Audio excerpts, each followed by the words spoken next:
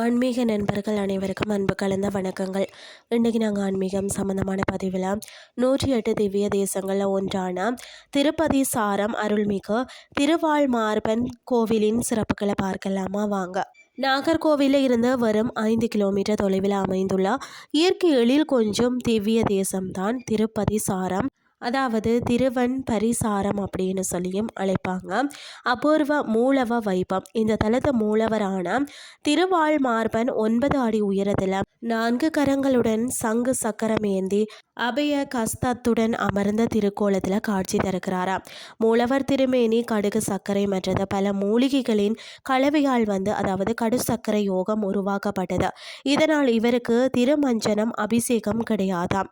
மார்பில் உரையும் மகாலட்சுமி என்னன்னு சொல்லி பார்த்தீங்கன்னா, தாயார் லக்ஷ்மி தேவி பெருமாளின் நெஞ்சிலேயே நிலைத்து வாழ்கிறாராம். அதனால் இந்த தலத்தில் தாயாருக்கு தனி சந்நிதி இல்லையாம். பெருமாள் லக்ஷ்மி தாயாரின் உருவம் பொறித்த பதக்கத்துடன் கூடிய தங்க மாலையை அணிந்த பக்தர்களுக்கு அருள் பாலிக்கிறாராம்.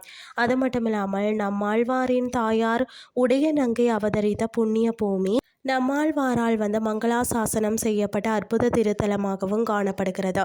தேவேந்திரனுக்கும் தரிசனம் தந்து சாப விமோசனம் அளித்த அருள்மிகு திருவாழ்மார்பனின் பாதங்களை வணங்கி வாழ்க்கையில் சகல ஐஸ்வர்யங்களையும் பெறுவோம்னு சொல்லி கூறிக்கொண்டு இன்றைய ஆன்மீகம் சார்ந்த பதிவை நிறைவு செய்து கொள்கிறேன். இதே மாதிரி மற்றும் ஒரு ஆன்மீகம் சார்ந்த பதிவோடு உங்களை சந்திக்கிறேன். நன்றி.